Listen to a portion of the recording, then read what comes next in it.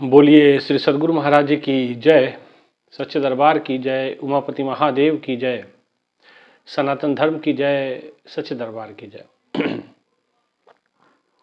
प्रिय भगवत प्रेमियों, हमेशा की तरह आज भी सत्संग विचारों को लेकर के आपके मध्य उपस्थित हुए हैं। प्रभु की विशेष अनुकंपा से, कृपा से आप तक नियमित सत्संग विचारों का प्रवाह आप तक पहुँचे, ऐसी कोशिश रहती है।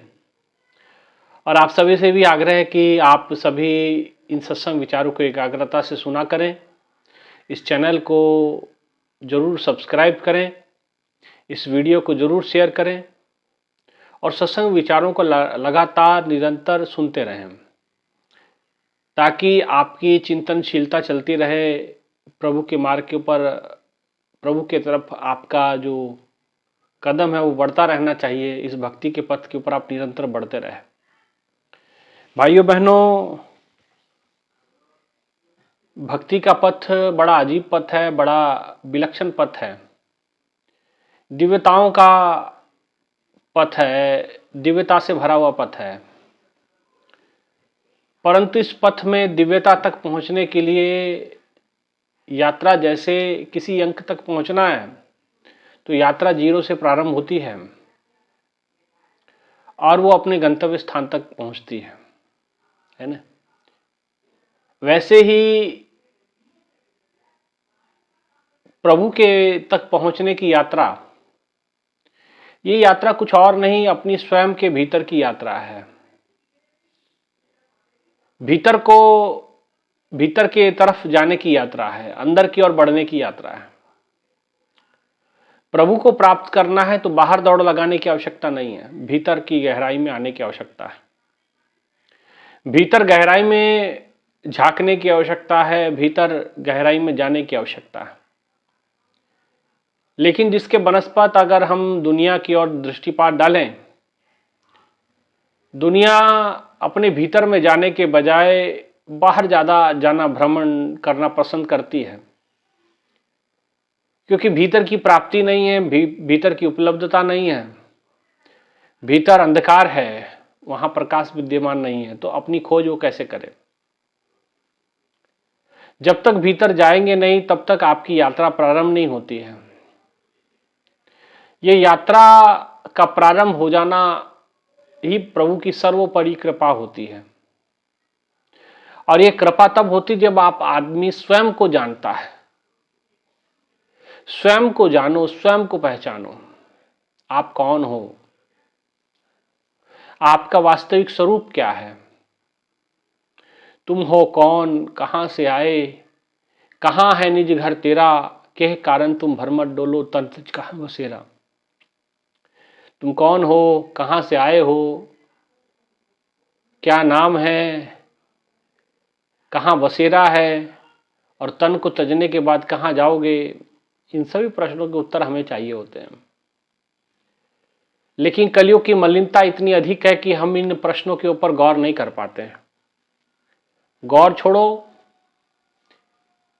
इन प्रश्नों के बारे में ही पता नहीं कि मैं कौन हूं।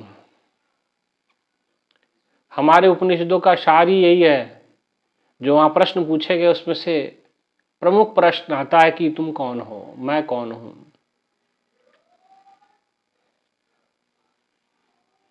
मैं क्या हूं।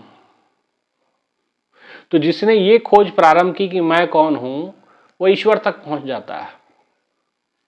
और जो केवल ईश्वर की खोज में लगा रहा, और ईश्वर की खोज भी, वो भी बाहर, रास्ता पता नहीं लेकिन दौड़ लगाता रहा, बढ़ता रहा आगे, तो उसे पता ही नहीं चला कि जाना कहां है। इसलिए संतों ने कहा, गुरबानी कहती, बाहर ढूंढन ते छूट पड़ो, गुरु घर ही माही दिखाया था, अनुभव आश्चर्य रूप हर पेख्या, मेरा मन छोड़ हर न कतोहर जाया था।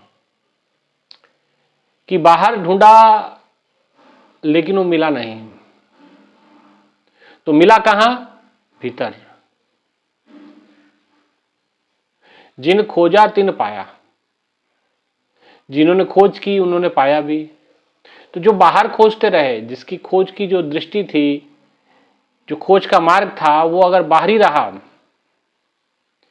तो बाहर की यात्रा वो करता रहा, लेकिन भीतर वो यात्रा नहीं कर पाया, क्योंकि और भगवान भीतर की गहराइयों में है। और हम उसकी खोज बाहर करते हैं तो कैसे हो पाएगा? बाहर ढूंढने से नहीं मिलेगा। गुरबानी कहती बाहर ढूंढन ते छूट पड़े, गुरु घर ही माही दिखाया था। बाहर ढूंढने से नहीं मिला, लेकिन गुरु की कृपा से जब गुरु मिल गया जीवन में, तो घर में ही हमें दिख गया, घर में ही पता चल गया कि कहीं बाहर जाने की जरूरत ही नहीं है, वो तो अंदर की यात्रा है, वो भीतर की यात्रा है। इसलिए महापुरुषों ने कहा घर में घर दिखाई दे से सुतगुरु पुरख सुजान। जो इस घर के भीतर, ये शरीर भी एक घर ही कहा गया, और इस घर के भीतर एक घर है।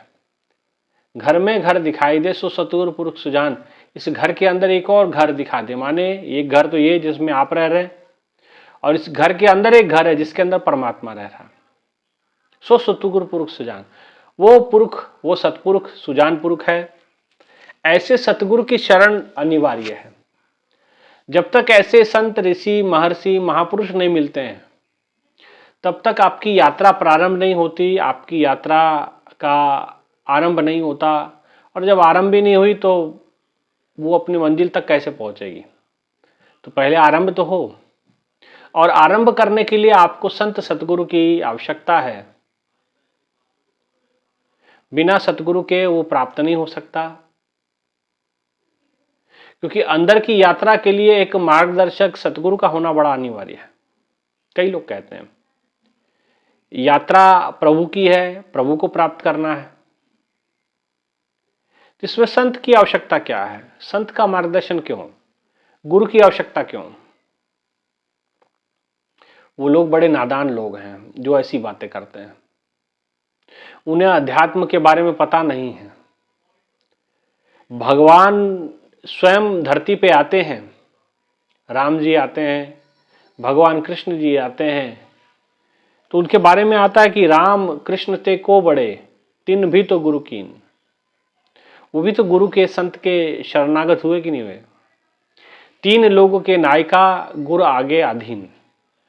गुरु की अधीनता को उन्होंने स्वीकार किया, गुरु के अधीन वो रहे, और अपने आध्यात्मिक पथ को उन्होंने पूरा किया।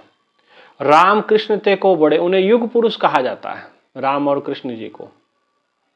और ऐसे युग पुरुष धरती पे आके गुरु की शरणागत होते हैं, और एक आम जनमानस कहे कि मुझे गुरु की आवश्यकता क्या?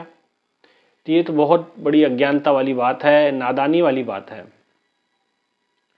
इसलिए महापुरुषों ने कहा कि रामचरितमानस कहती है कि गुरु बिन ज्ञान ना हुई, कि गुरु के बिना ज्ञान नहीं हो सकता, गुरु के बिना बोध नहीं हो सकता, गुरु के बिना आप ईश्वर तक नहीं पहुंच सकते। चाहे आप ब्रह्मा जैसी, शंकर जैसी शक्तियां क्यों ना अर्जित कर ले। बड़ा सुंदर रामचरितमानस में आता है कि गुरु बिन भव निधि तरह ही न कोई, जो विरंच शंकर सम हुई। आप विरंच कहते हैं ब्रह्मा जी के समान हो जाओ, ब्रह्मा जी जैसी पावर आपको प्राप्त हो जाए कि आप अलग से एक सृष्टि रचना कर दें। आप जो विरंच शंकर सम हुई, विरंच अया शंकर के समान बन जाए, आप इतनी शक्ति आ जाए कि सृष्टि का नाश आप पल प्रतिपल में कर दें। लेकिन वो कहते हैं गुरु बिन भवनिधि तरह ही ना कोई, जो विरंच शंकर सम हुई। चाहे शंकर के समान बन जाओ, चाहे ब्रह्मा जी के समान बन जाओ, चाहे विष्णु जी के समान बन जाओ, लेकिन जीवन का पार उतारा नहीं होगा। यात्रा स्वयं की करनी पड़ेगी। कई लोग कहते हैं कि संत की आवश्यकता नहीं। भाइयों बहनों, जब धरती पे भगवान स्वयं आए, उन्हें आवश्यकता सतगुरु की पड़ी, आपको हमारे को नहीं पड़ेगी क्या? बिल्कुल पड़ेगी। ये हमारी अज्ञानता है कि हमें जरूरत नहीं है, और जरूरत नहीं तो आप परमात्मा तक पहुंच नहीं सकते। ये भी बात समझ लीजिए आप। सुखदेव जी का नाम इसमें बड़ा प्रबल आता है, और कहते वो गर्भ योगेश्वर थे। गर्भ से ही, माता के गर्भ में जब वो पधारे हैं, तो तब से ही वो परमात्मा के साथ जुड़ गए, और ऐसे जुड़े कि वो परमात्मा से टूटना नहीं चाहते, इसलिए गर्भ से बाहर नहीं आना चाहते। और एक गर्भस्थ शिशु है, अब माता के पेट में है और कहते एक समय तक 9 महीने तक तो बच्चा पेट में रहता है। लेकिन सुखदेव मुनि जी एक ऐसे महापुरुष रहे, वो गर्भ योगेश्वर कहा जाता है, गर्भ से ज्ञानी थे और तकरीबन 12 साल तक माता के गर्भ में रहते हैं। वेदव्यास जी ने कहा कि महाराज आप बाहर आइए, आपकी माता को पीड़ा है। कहे हम बाहर आऊंगा तो मैं अब परमात्मा से टूट जाऊंगा। वेदव्यास जी ने समझाया कि अगर परमात्मा से टूट जाओगे तो परमात्मा से जोड़ दिया जाएगा, लेकिन आप ये पीड़ा का कारण तो ना बने। आपके वजह से आपकी माता को कितना कष्ट सहन करना पड़ता है, दैनिक कार्य वो कर नहीं पाती है और पिछले 12 साल से तेरे गर्भ का भार लेकर के जी रही है, तू उस पर रहम कर दे, उस पर दया कर, तू बाहर आ। सुखदेव जी ने शर्त रखी कि मैं एक शर्त पे बाहर आऊंगा कि जैसे मैं बाहर आऊं मुझे स्वतंत्र कर दिया जाए इस बंधनों से और मैं नितांत अकेला होकर के साधना करूंगा, ध्यान करूंगा और ध्यान करके मैं परमात्मा में ही डूब जाऊंगा, मुझे संसार की कोई रुचि नहीं। वेदव्यास जी ने समझाया कि देखो ऐसे संभव नहीं है। अगर संसार की मर्यादा को देखोगे, जिसने मनुष्य का जन्म लिया उसे गुरु की शरणागत होना पड़ा, लेकिन फिर भी उन्होंने कहा कि ठीक है, हम आप पे कोई बंधन डालेंगे नहीं, आप माता को इस दर्द से, इस पीड़ा से राहत दें। और कहते हैं कि गर्भ योगेश्वर जो सुखदेव जी थे वो माता के गर्भ से बाहर आते हैं। अब जैसे गर्भ से बाहर आए और बाहर आते ही भाग जाते हैं जंगल की ओर। वेदव्यास जी ने समझाने का प्रयास किया कि देखो मनुष्य जीवन की सार्थकता तभी है जब सतगुरु के शरण हो जाओ। गुरु की कृपा के बिना आप उस परम तत्व तक नहीं पहुंच पाएंगे, ये जीवन की मर्यादा है। लेकिन सुखदेव मुनि जी ने किसी की कुछ नहीं सुनी, जंगलों को भाग गए। अब जैसे जंगलों को भाग गए, जंगलों में बैठे पेड़ के नीचे ध्यान करने लगे। अब ध्यान करते करते इतने गहरे ध्यान में चले गए कि वो बैकुंठ गमन कर गए, बैकुंठ पहुंच गए। अब जैसे बैकुंठ पहुंचे तो वहां द्वारपालों ने रोक लिया। बोले आप कौन, कहां, किधर जा रहे हो? सुखदेव जी ने कहा कि भाई मैं, सुखदेव नाम है मेरा, मैं मिलना चाहता हूं बैकुंठवासी भगवान नारायण को। द्वारपालों ने कहा बहुत अच्छी बात है, आप आए हैं, बहुत बढ़िया बात है, लेकिन ऐसे आपको बैकुंठ में आपको नहीं परमात्मा के दर्शन होंगे, नारायण के दर्शन ऐसे नहीं होंगे। पहले आपको नारायण की आज्ञा का पालन करना होगा, उनकी अनुमति लेनी होगी, अनुमति होगी तो आपको उनके दर्शन हो जाएंगे। सुखदेव मुनि ने कहा ठीक है। तो द्वारपाल भगवान नारायण के पास प्रकट होते हैं और कहते हैं कि प्रभु आपसे मिलने के लिए कोई मृत्यु लोक से कोई आया है, अपने आप को सुखदेव बता रहा है और आपके दर्शन अभिलाषी है। अगर आप अनुमति दें तो उसे लेकर के आए, भीतर लिवा लाएं और आपके दर्शन करना चाहता है।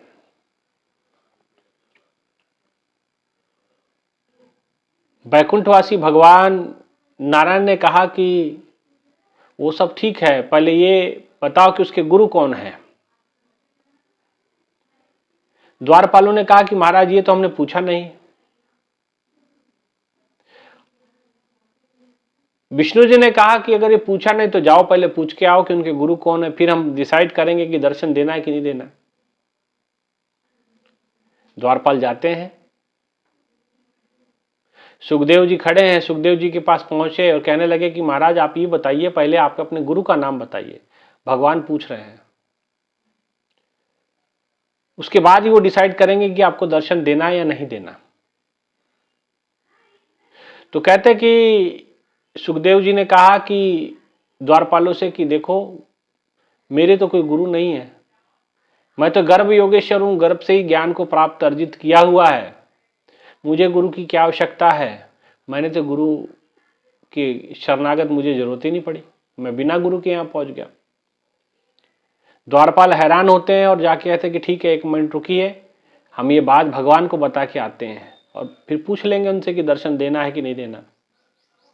द्वारपाल भगवान के पास गए, भगवान को सारी बात बताई कि प्रभु वो तो कह रहा कि मेरा तो कोई गुरु नहीं है, मैं तो अपनी साधना तपस्या के बल पे यहाँ पे पहुंचा हूं। तो भगवान विष्णु ने एक आदेश दिया, उन्होंने कहा कि ठीक है, एक काम करो, उसको वापस मृत्यु लोक में भेज दो, वापस छोड़ दो उसको, उसका यहाँ कोई काम नहीं है। जब तक गुरु की शरणागत नहीं होगा यहाँ पे उसकी आवश्यकता नहीं है, यहाँ किसी को अनुमति नहीं है भीतर प्रवेश करने की। और तुरंत उसको धक्का मार के निकाल दो और जो है वो मृत्यु लोक में जाए, गुरु की शरणागत हो। और कहते कि द्वारपालों ने उसे धक्का लगाया, वो बैकुंठ से नीचे वापस जहाँ ध्यान में बैठा हुआ था वहीं उनकी ध्यान में से तंद्रा टूटी, बाहर आंखें खोली, देखा पाया कि अकेला बैठा हुआ है। लेकिन ये क्या था जो भीतर देखा, जो भीतर महसूस किया।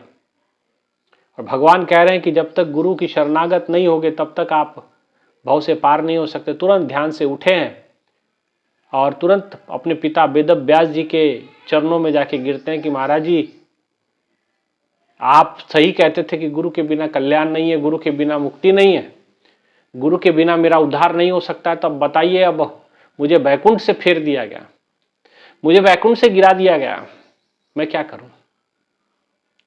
वेद व्यास जी ने कहा, हमने पुत्र आपको बड़ा समझाने का प्रयास किया था, लेकिन अब आपका हट था और बाल हट के आगे माता पिता विवश हो जाते हैं। आपका बालक बुद्धि थी, आपको हम समझाना चाहते थे कि बिना गुरु के आप इस मृत्यु लोक को पार नहीं कर सकते। अगर गुरु की शरणागत हो उसके बाद ही आप इस विषय में सोच सकते हैं। उसने कहा, पिताजी आपने समझाया था लेकिन मैं समझ नहीं पाया, लेकिन अब मुझे समझ में आ गया कि गुरु के बिना कल्याण नहीं है, मुक्ति नहीं है, उद्धार नहीं है। तो आप कृपा करें, आप मुझे गुरु के रूप में मिलें।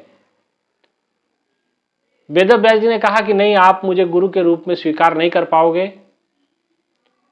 क्योंकि मैं आपका पिता हूं और कहीं आपके शिक्षा दीक्षा के समय मेरे अंदर आपके प्रति मोह जागृत हो गया तो क्या होगा। इससे अच्छा कि मैं आपको किसी ऐसे महापुरुष के पास भेजता हूं जहां आप जाकर के अपने समस्त जीवन की शंकाओं को दूर कर लेंगे। और कहते हैं कि वेद व्यास जी ने राजा जनक के पास, विदेहराज जनक के पास परीक्षित को, सुखदेव मुनि को भेज दिया। अब जैसे सुखदेव मुनि को भेजा तो सुखदेव मुनि जी की शरणागत होता है, उनके घर में रह करके, उनके गुरु आश्रम में रह करके सेवा करता है, उनके चरणों की वंदना करता है, बार बार उनसे प्रार्थना करता है। और विनय प्रार्थना करने के बाद एक दिन जिस समय राजा जनक जी ने, विदेहराज जनक जी ने ये पाया कि पूर्णता अब योग्य बन चुका है और योग भी है और योग्य भी है,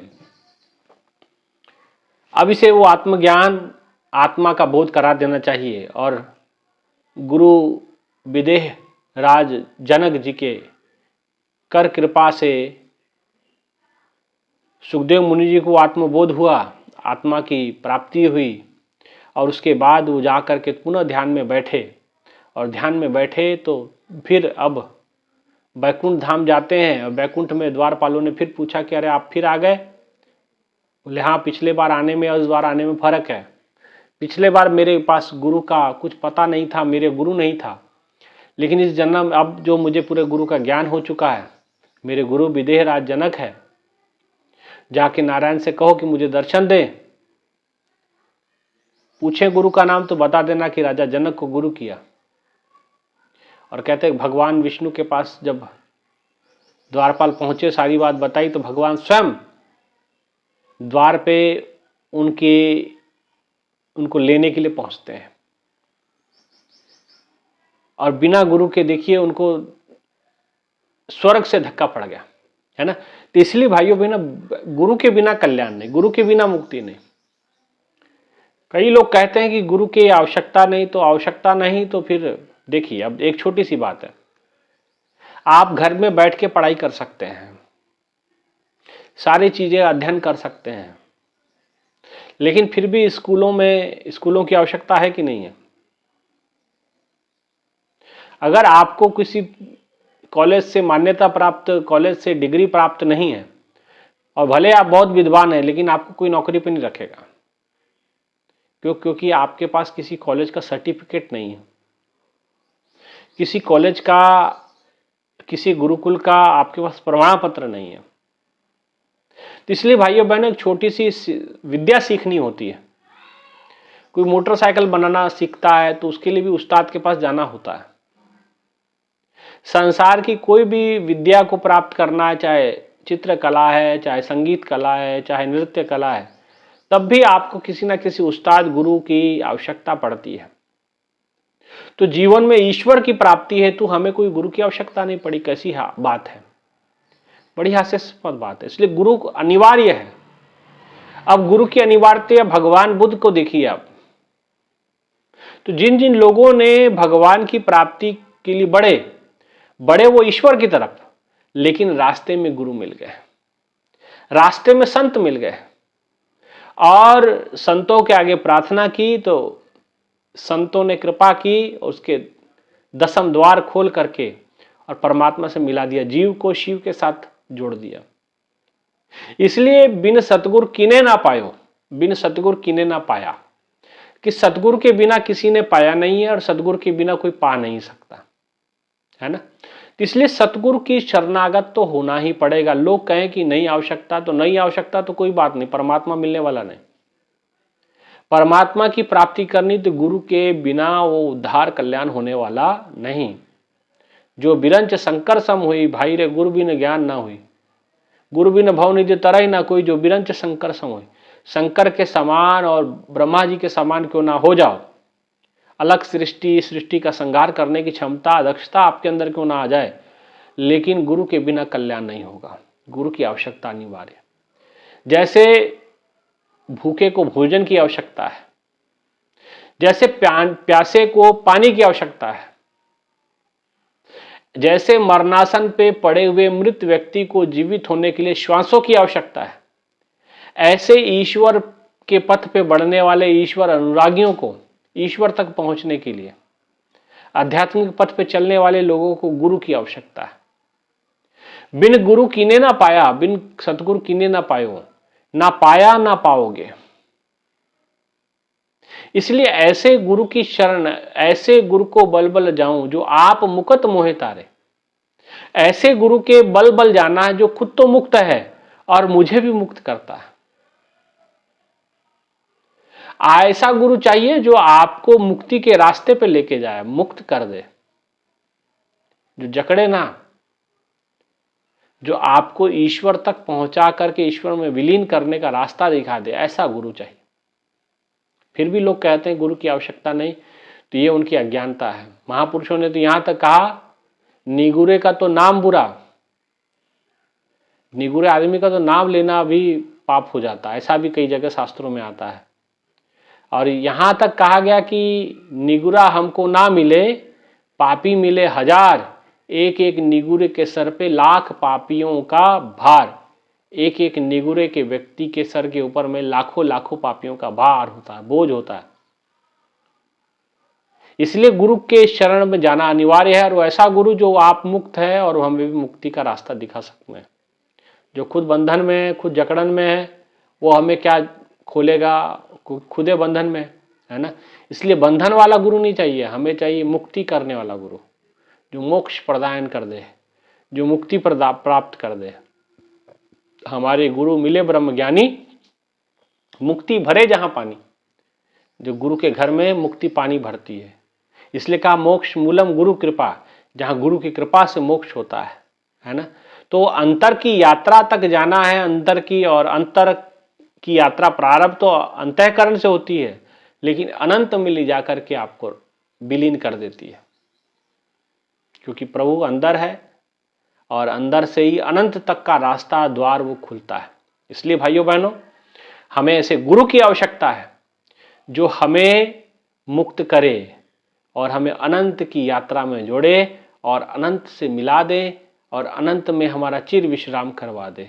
इसलिए कबीरदास जी कहते, साधो सो सतगुरु मोहे भावे, पर्दा दूर करे अखियन का, निज दर्शन दिखलावे, साधो सो सतगुरु मोह भावे। जो मेरे आंखों का पर्दा, मेरे मोह रूपी पर्दे को हटा देता है, ऐसे गुरु की मुझे आवश्यकता है, जो हमें अस्तो मा सद्गमय तमसो मा ज्योतिर्गमय, जो हमें असत्य से सत्य की ओर और अंधेरे से तमस से उजाले की ओर, ज्योति की ओर लेके जाए, ऐसे गुरु की आवश्यकता है। और उजाला केवल और केवल परमात्मा में है और वहीं से सारे उजाले निकलते हैं, है ना। इसलिए वहां तक पहुंचना है तो पूर्ण संत सदगुरु की आवश्यकता, बिना गुरु के नहीं हो सकता। ठीक है ना, इतना ही आज के विचारों का सार है।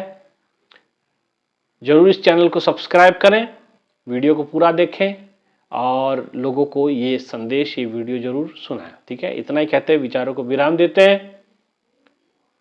बोली श्री सद्गुरु महाराज जी की जय, सच्चे दरबार की जय, उमापति महादेव की जय, सनातन धर्म की जय, सच्चे दरबार की जय। धन्यवाद।